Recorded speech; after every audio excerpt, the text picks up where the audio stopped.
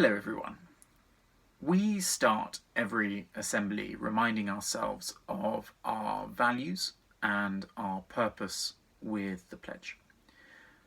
But I want to talk about the pledge before we do it. In the news and in our community, there have been events taking place that are really concerning for everyone.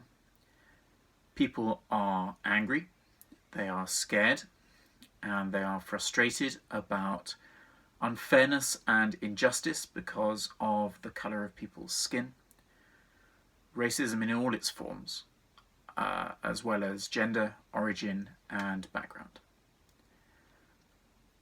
With the coronavirus lockdown and school closure, I know that lots of us are struggling with what to believe and what the right thing to do is. On my part, I've been questioning myself and wondering what I should be doing.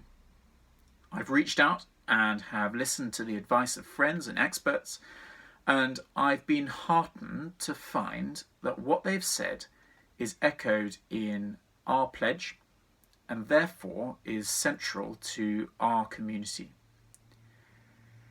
The main things that I've been told to do are work hard to educate yourself, work to improve yourself and your community, treat everyone with respect, have high aspirations, and be kind. You don't have to join in sitting at home, but listen carefully and see if you can spot those 5 messages in the pledge as I say it. I believe I can always learn and improve. I'm committed to working hard so I realise my full potential. I treat others with respect at all times. I know that kindness, effort, aspiration and tenacity bring success. All of the messages I spoke about were key, but the most important for me is about kindness. So that's the focus of our assembly. I've had the huge pleasure of speaking to dozens of you over the last few weeks. It's been great to hear about the work that you've been doing. Part of the reason for my and your tutors' cause is to find out how everyone is. For me, your responses have been really interesting. Almost without exception, your responses have been that your family or the people around you are fine or good. And that made me reflect. How in tune are you with how the people around you actually are? Year 8, you are fast becoming young adults. Next year you will make your GCSE choices. But from your perspective right now, it may look like the people who are older than you, your parents, your teachers, your older siblings, are coping just fine. They're good. It looks like they've got it all sorted out. It looks like they know how to handle everything. But as you're getting older, you'll be starting to realise that's not always true. It doesn't matter how old you are. You'll always come across things that you've never seen, that will challenge you, or that you've never done before. I guarantee that at one point or another, over the last few months, the adults around you, supporting you, have felt really stressed. They might have felt scared or frustrated about their situation. And yet, your families, your teachers, your communities are standing by you and supporting you. I know that every single one of you has been reflecting on what can you do in return and what you can do to show your appreciation and how you can help. The single most powerful and simplest thing that you can do to support the people around you is to show kindness.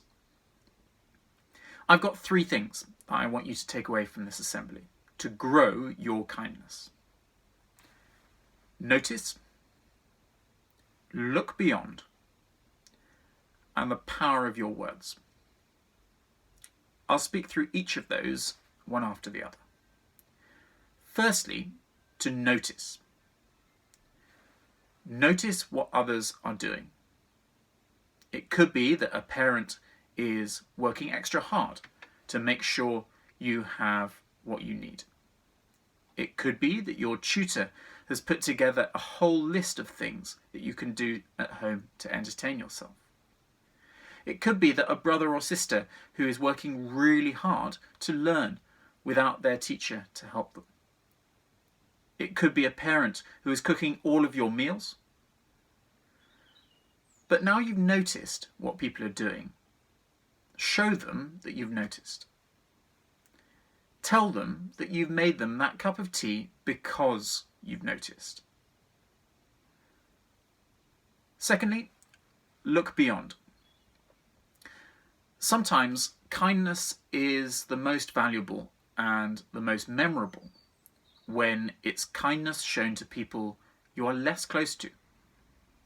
So, look beyond the people you're living with right now. Could you leave a thank you card for the postman who delivers your mail? Could you send an email to your subject teacher thanking them for a lesson that they wrote for you?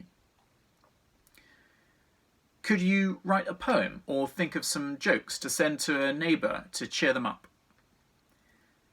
Think about the people who you rely on and who are around you, but you don't necessarily see every day. How can you show them kindness?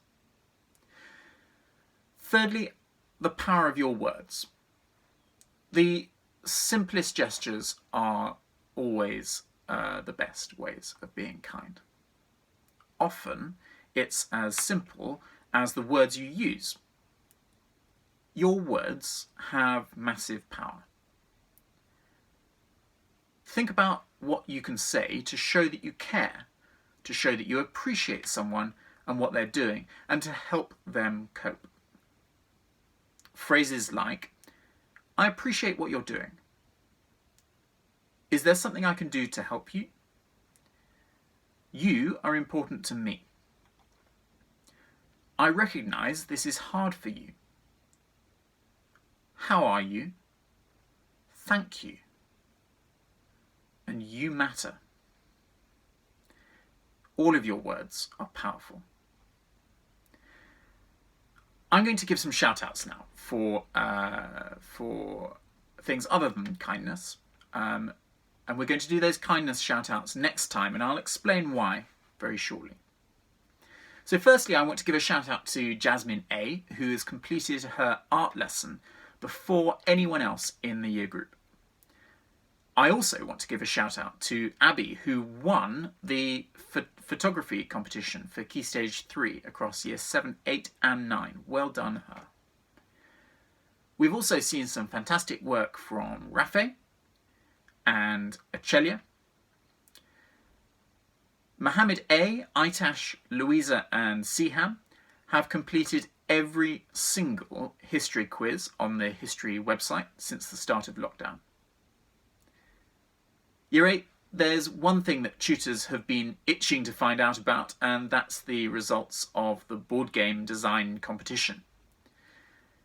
There were so many entries, and it took me a long time to look through them all and to try some of them out and assess how much effort had been put in. There were some really impressive entries, and I've picked out some examples to show you now. This is Holly M's board game. This is Nahir's. This is Siham's. But the winner is going to receive this fantastic prize. The winner was extra imaginative and used impressive skill to produce his game out of Lego. Well done to Nazim T. Your prize is that game I showed you, and it is something that you can play with your family. It's going to be in the post today, and I hope you enjoy it. The overall competition between tutor groups was won by Ecuador. So well done, Ecuador. Following the success that we had with the board game competition in year 8, we've decided to run another competition. This is an act of kindness competition. You need to show kindness to the people around you at home. When you've been kind to someone, they can nominate you to win the competition. For example, if you were really kind to your mum, she could then nominate you to win the competition. Anyone can nominate you, but you cannot nominate yourself. The best way to enter is for your parents to talk to your tutor when they call. But you can also be nominated by an email to either your tutor or to me. You have 2 weeks from today to be nominated. This time, this isn't just in year 8. We're now in competition with year 7 and year 9 too. Good luck. I look forward to seeing and hearing about all of the kindness that you've been showing to the people around you. Year 8, my best wishes to you and your family. Stay safe and keep up your hard work. Thank you.